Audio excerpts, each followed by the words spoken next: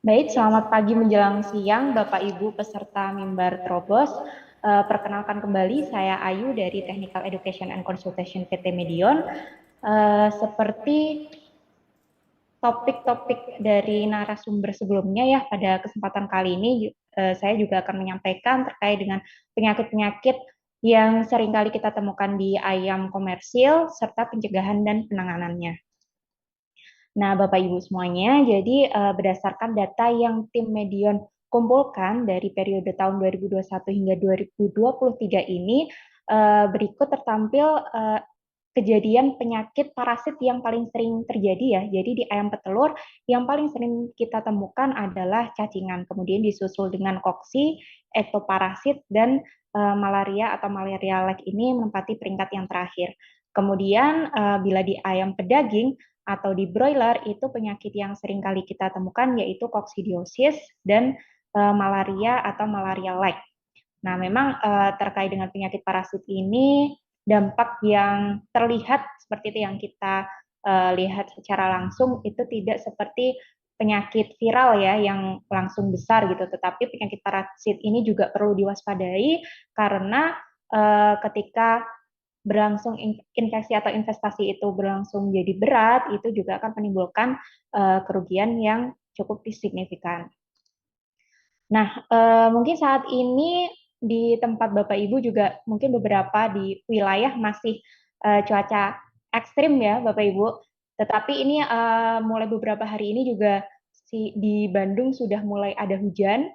Ini berdasarkan prediksi BMKG di mulai nanti di November ini mulai memasuki ke musim penghujan. Nanti mungkin puncaknya di Januari, Februari seperti itu. Kita lihat saja nanti apakah memang mungkin memang perataan di setiap wilayah akan berbeda-beda juga. Nah, ketika nanti memasuki ke musim penghujan, salah satu hal yang bisa disoroti adalah dari segi sanitasi atau kebersihan kandang yang yang menjadi kurang begitu optimal gitu ya.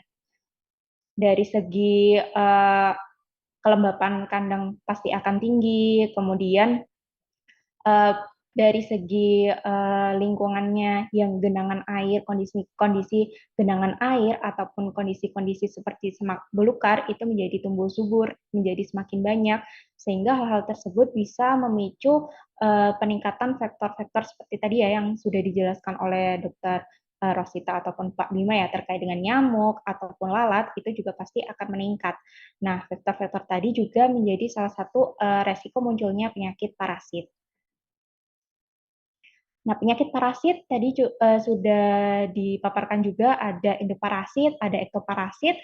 Keduanya sama-sama saling merugikan ya. Jadi secara umum baik di terutama mungkin di ayam muda ya, ketika ada penyakit parasit seperti koksidiosis itu pasti akan merusak kondisi ususnya sehingga penyerapan nutrisi menjadi tidak optimal. Kemudian berdampak pada gangguan pertumbuhan. Gangguan pertumbuhan ini apabila berlanjut nanti akan menyebabkan keseragaman menjadi rendah untuk mengejar mungkin IP ataupun pencapaian berat badan yang standar itu pasti akan ada peningkatan FCR. Nah, apabila kasusnya menjadi berat, itu bisa menjadi adanya atau munculnya peningkatan mortalitas dan bisa berdampak di penurunan produktivitas di akhir, entah itu IP yang tidak tercapai ataupun dari segi penurunan produksi telurnya. Pertama terkait dengan indoparasit, jadi ini saya kelompokkan menjadi dua ya, di saluran pencernaan yang paling sering kita temui itu ada koksidiosis dan cacingan, kemudian yang di darah itu malaria ataupun malaria like ya. Nah, untuk koksidiosis tadi juga sudah dijelaskan penyebabnya dari Emeria. Nah, nanti ketika ayam terinfeksi koksidiosis, dia akan mengeluarkan oosista. Oosista ini atau kista ini, dia sifatnya lebih tahan ya di kondisi lingkungan dan tahan juga terhadap desinfektan, sehingga tidak mudah untuk menjadi rusak gitu ya. Apabila kondisi-kondisi di lingkungan seperti kelembapan udara tinggi, density tinggi, kemudian ventilasinya kurang bagus, ini bisa menyebabkan kondisi-kondisi sekam itu menjadi mudah lembab atau cepat lembab. Nah, biasanya koksidiosis memang lebih banyak terjadi di fase-fase pemeliharaan yang menggunakan postal ya, menggunakan sistem pemeliharaan postal. Akibatnya okista ketika kondisi lingkungan lembab itu akan lebih tahan di lingkungan. Nah, ini secara umum terkait tadi juga sudah dijelaskan ada diare berdarah, kemudian ayamnya menjadi lesu, mukanya pucat, bulu kusam, bisa terjadi anemia. Kemudian ketika dibedah bisa terjadi peradangan di mukosa ususnya. Jadi peradangannya biasanya lebih parah ya. Kemudian isi lumen ususnya juga menjadi oren pepaya, bahkan bisa terjadi perdarahan. Nah, kerusakan di saluran pencernaan ayam ini akan nantinya berdampak pada pertama penyerapan nutrisi, kemudian yang kedua terkait dengan kerusakan organ atau imunosupresi ya, kerusakan organ limfoid yang ada di saluran pencernaan seperti sekat tonsil ataupun Peyerpage seperti itu. Kemudian juga merusak mukosa. Nah, mukosa itu kan biasanya ada antibodi ya, imunoglobulin A. Dia nanti ketika mukosanya rusak pasti juga akan menurunkan jumlah dari imunoglobulin A-nya. Kemudian selain itu juga kejadian koksidiosis ini biasanya ketika muncul bisa dibarengi dengan atau istilahnya memicu munculnya nekrotik enteritis ya, karena dengan kondisi usus yang rusak dia nanti akan menyebabkan ketidakseimbangan mikroflora di dalam saluran pencernaan sehingga bakteri penyebab nekrotik enteritis atau Clostridium perfringens itu menjadi masif dan menjadi lebih banyak dan menimbulkan kerusakan yang lebih parah. Kemudian yang kedua terkait dengan cacingan. Nah, cacingan ini apabila kasusnya ringan itu secara dari luar tidak tampak ya, ayamnya terlihat seperti ayam sehat pada umumnya, mungkin bisa di pengaruhnya di penurunan produksi. Tetapi apabila kasusnya ini juga masih ringan, biasanya juga belum begitu signifikan. Tetapi ketika nanti kasusnya melanjut dan menjadi berat, nah di ayamnya bisa ditemukan nafsu makannya menurun, kemudian pertumbuhannya terhambat, bulu kasar, pucat, kurus, penurunan produksi, ini juga bisa berpengaruh signifikan dan terjadi diare. Ketika dibedah, pasti ditemukan adanya cacing, enteritis, ataupun peradangan pada sekat tonsil. Nah, cacing yang seringkali kami temukan di lapangan itu cacing pita atau cestoda dan cacing gilik atau nematoda. Nah, untuk di beberapa wilayah kita juga menemukan adanya cacing Acanthocephala ya. Selain itu, cacingan ini identik dengan adanya lalat ya sebagai vektor dari penyakit cacingan. Mungkin juga kumbang seperti itu juga bisa menjadi vektor si penyakit cacingan sehingga muncul kondisi-kondisi di mana banyak lalat, banyak kumbang yang ada atau serangga yang ada di dalam kandang itu perlu diwaspadai adanya kasus cacingan. Kemudian masuk ke endoparasit. Jadi endoparasit di sini ada malaria atau malaria lek ya. Jadi malaria itu pada unggas itu pada yang penyebab utamanya adalah Plasmodium. Sedangkan malaria like itu salah satu yang menyebabkan yaitu Leukocytozoon. Nah, ini ada beberapa faktor biologis ya. Jadi dari penyakit malaria contohnya seperti famili ini Culicidae seperti nyamuk culek, Aedes, Anopheles dan sebagainya. Kemudian untuk Leukocytozoon itu ada Culicoides ataupun Simulium. Sehingga keberadaan vektor-vektor ini itu juga perlu diperhatikan ya Bapak Ibu. Nah, ini untuk perubahan gejala klinis dan patologi anatomi yang bisa kita temukan pada kasus malaria atau malaria like. Yang pertama adalah feses hijau, kemudian muntah darah, kemudian bintik perdarahan pada kulit, pada otot, bisa otot dada ataupun otot dada, kemudian pada organ-organ yang kemudian pada organ-organ seperti hati, usus, pankreas, seperti itu. Nah, secara umum memang secara GKPA untuk malaria dan malaria-like ini karena mirip ya, itu tidak bisa kita bedakan. Apabila ingin membedakannya, eh, itu melalui uji parasit darah dengan metode apus darah ya. Jadi kita mengamati morfologi dari agen parasitnya melalui apus darah. Kemudian eh, yang kedua adalah ektoparasit. Nah, ektoparasit ini parasit yang hidup di luar tubuh ayam. Jadi contohnya ada kutu, ada tungau, seperti itu ya. Kutu tadi juga sudah dijelaskan oleh Dr. Rosita, kalau kutu seperti Menopon, Leporus, Menekanthus, seperti itu tuh lebih ke dia memakan sel-sel epitel dan keratin yang ada di rambut ya. Sedangkan kalau tungau dia bisa contohnya Dermanisus, apa ini coba di slide kedua. Nah, ini saya tidak hafal ya.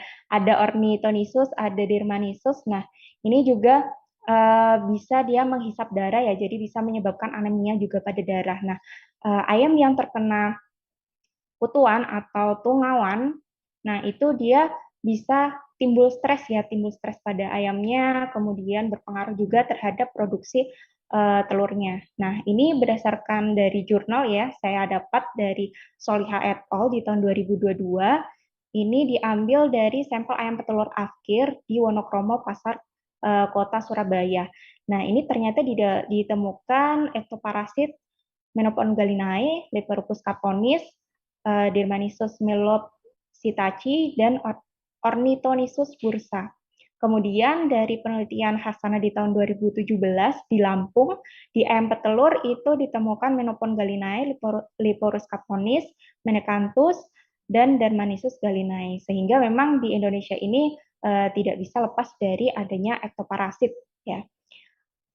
Nah, ini juga saya menemukan jurnal bahwa Dermanisus gallinae ini juga menyebabkan atau dia sebagai media transmisi dari beberapa penyakit lain seperti bakteria, virus, protozoa. Contohnya ini Salmonella, E. coli, ada Mycoplasma, kemudian ada Pasteurella multocida penyebab kolera, ini ada ND, virus ND, virus AI, Volpox, kemudian protozoa juga ada Plasmodium, sehingga keberadaan tungau kutu itu tidak bisa kita abaikan ya Bapak Ibu, karena ternyata dia juga bisa sebagai media penularan terkait dengan penyakit-penyakit yang lain yang mungkin bisa memberikan dampak yang lebih besar.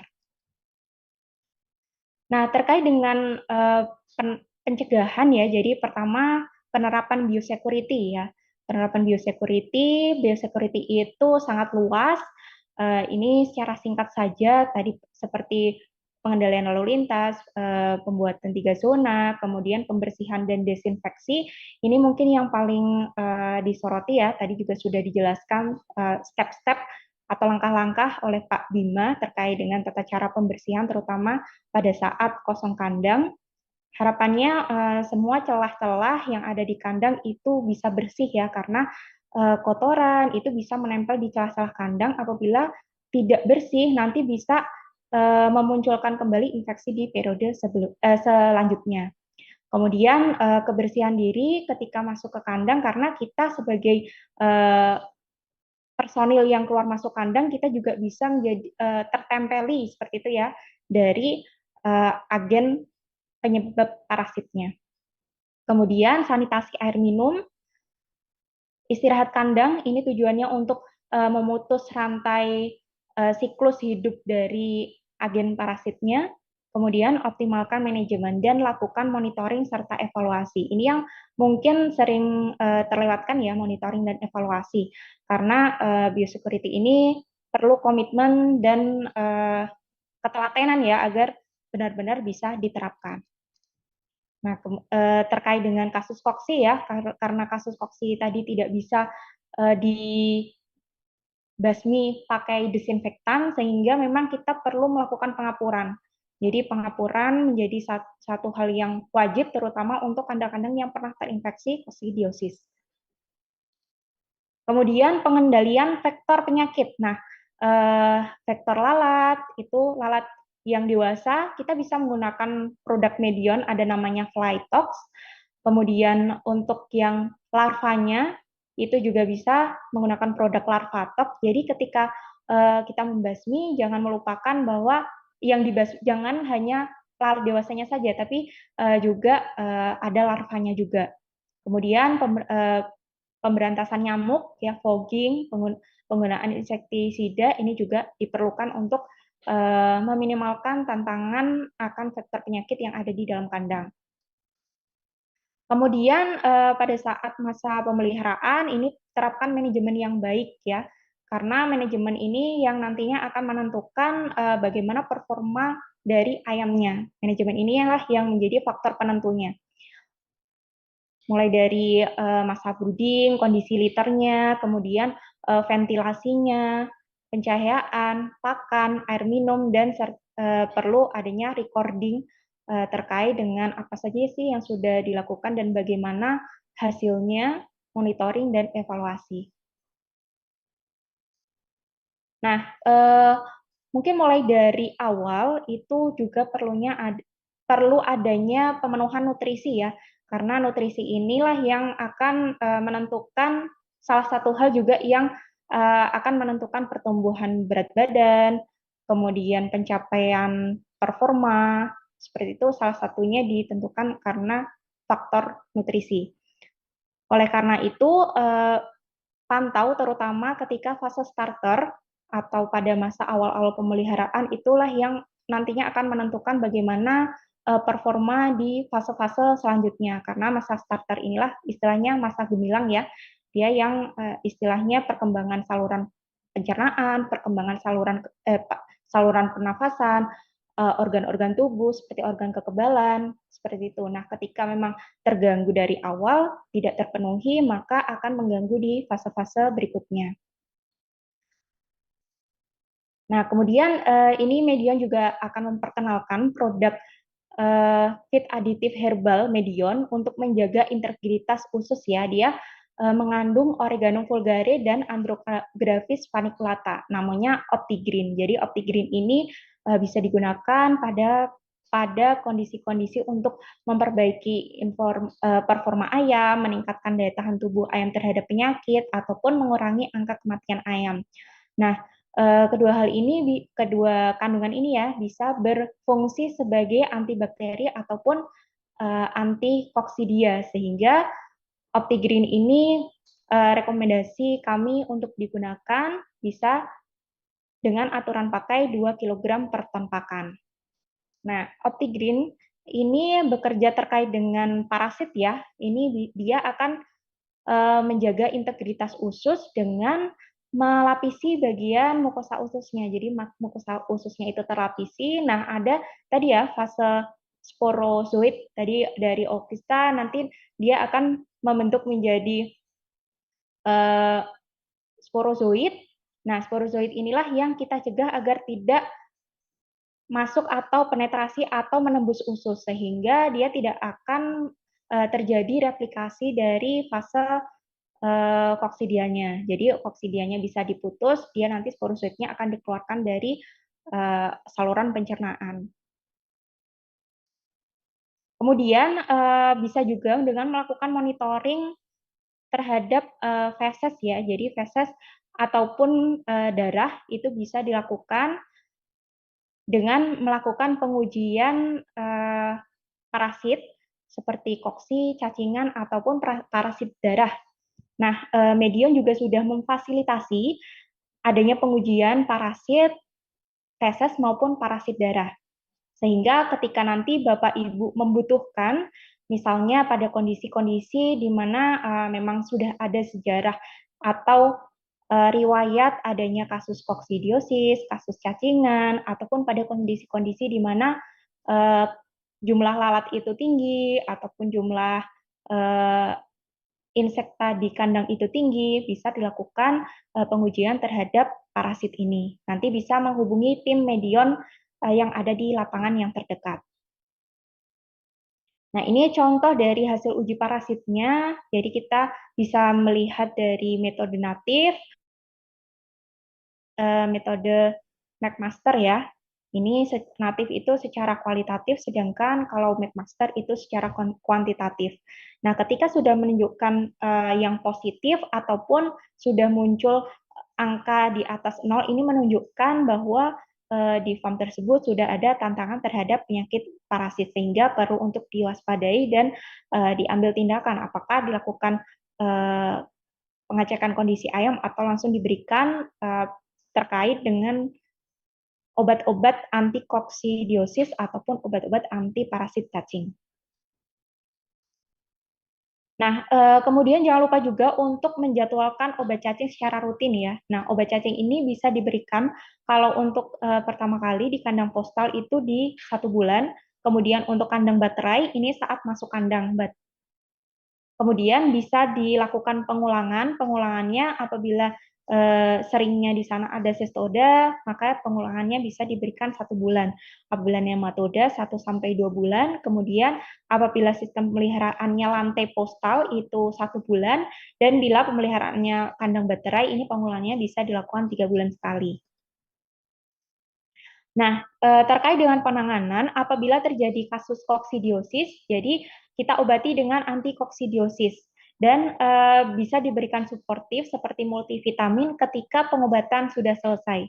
Jadi koksidia ini salah satu istilahnya salah satu Emeria itu salah satu makanannya gitu ya, itu adalah vitamin.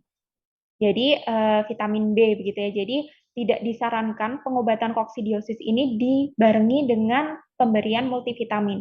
Jadi apabila nanti diberikan multivitamin, diberikan setelah pengobatan anti koksidia.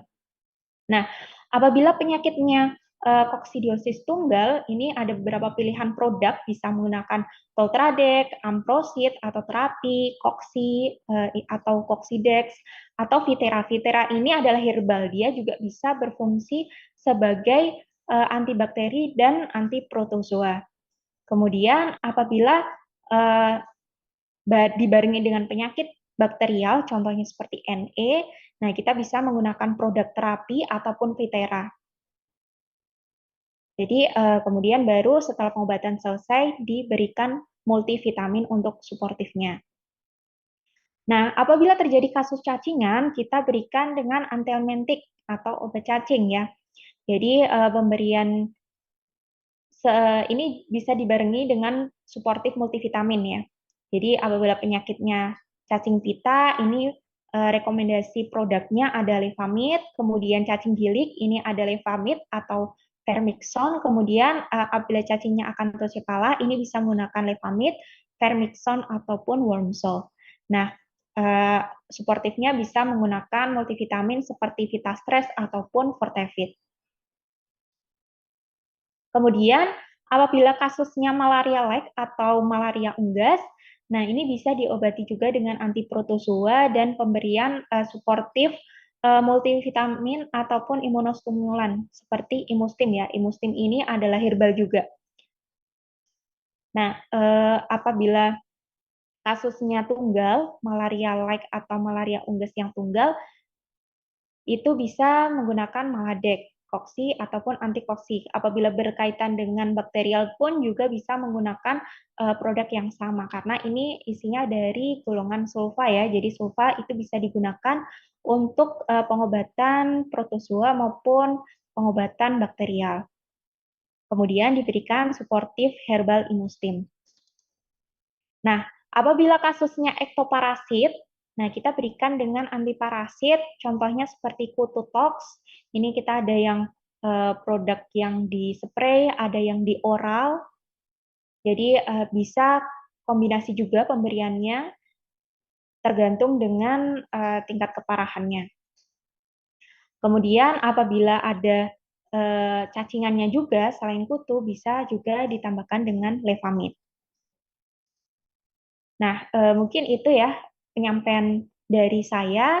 Dari materi ini dapat disimpulkan bahwa strategi pencegahan itu bisa dengan penerapan biosecurity yang ketat, terutama pengapuran kandang, pengendalian vektor penyakit, dan jangan lupa terapkan juga istirahat kandang, serta optimalisasi manajemen dan bisa juga ditambahi dengan monitoring uji parasit sebagai early warning-nya.